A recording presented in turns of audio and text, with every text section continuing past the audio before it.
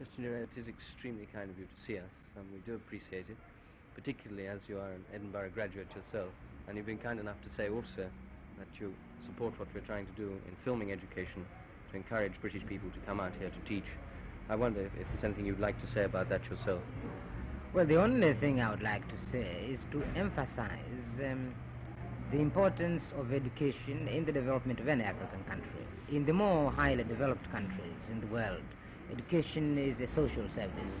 To us, it's not really a social service in the sense almost of a luxury. To us, it's a necessity upon which depends the very governmental structure and the development of the country. You can never begin to develop these countries until you have sufficiently educated people within our own borders.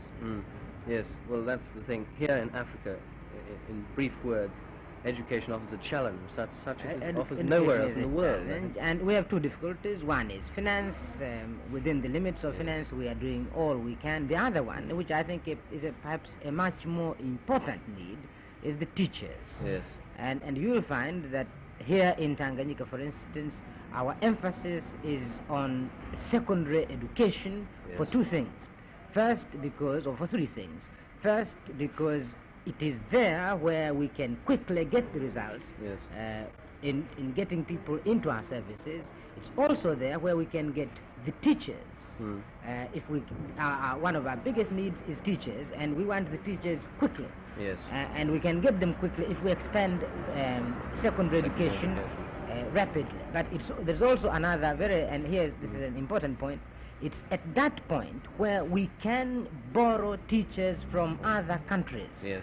We can't borrow teachers from other countries for our primary education, but we can get them for our secondary education. And for instance, this year, we are getting 75 teachers from the United States of America.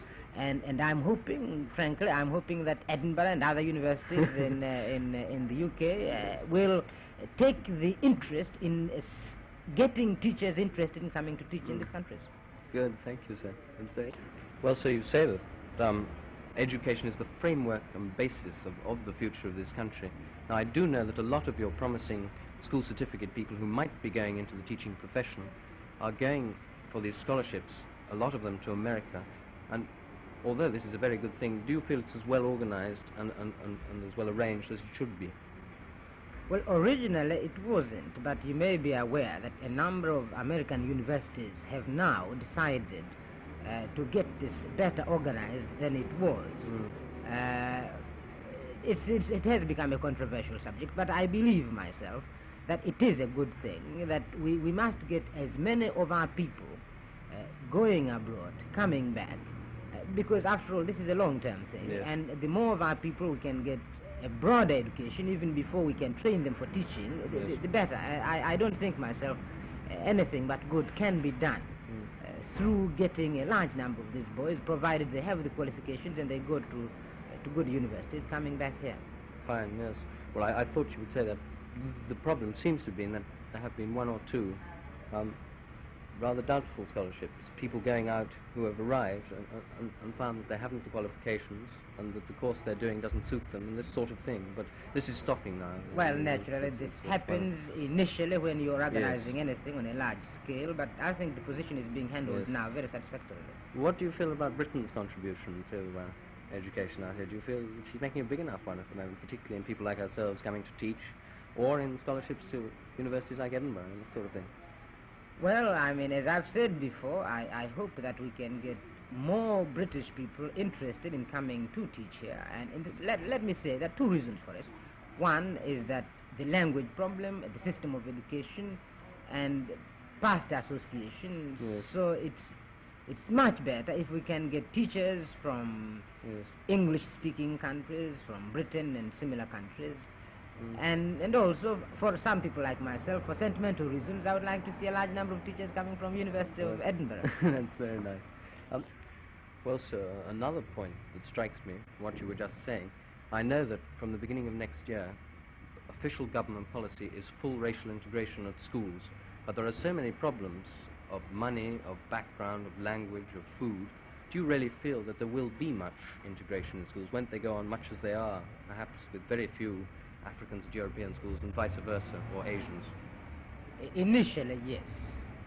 But our own experience here is that in all these matters, the difficult thing is to make the decision, to cross the Rubicon. And once you have crossed the Rubicon, changes take place much more quickly than one expects. And I have a feeling that although initially it may be a slow process, it will gather momentum, and within a very short time, I should think, there will be complete integration of the system. Yes, good. I don't know, beyond that, whether you would say that there's this business of some schools being the sort of Eton of Tanganyika. Your own school, Pugu, considers itself to be rather better than other schools, I think. And now I know you're trying to localize schools for their own areas. I believe you're meeting with some opposition. What do you feel about this? Well, this is quite natural. If I had been still at Pugu teaching, I would have the same desire to retain the highest standards possible, and one way of doing it is to pick the cream throughout Tanganyika. And this is natural, this is understood, but we have said as a government that this is only possible when you have a fewer number of schools. But as you get more and more schools, they tend to be more and more local schools. But they can still maintain the standards, because they'll still, with the expansion of secondary education, they'll be choosing again from a much wider number of candidates than if you had only a limited number of secondary schools. Well, do you feel, sir, as a wealthy middle class grows up here in Tanganyika, that they will want to send their children to special private schools, A, for the snob value, and B, perhaps for some special privileges, and to show they are superior to the rest of the people going to your local schools? Well, we aren't different from other people in the world, and there is likely to be that kind of desire, but it's not going to be encouraged by the present government. Fine, thank you, sir. That's lovely. Okay, Alistair, I think that's it.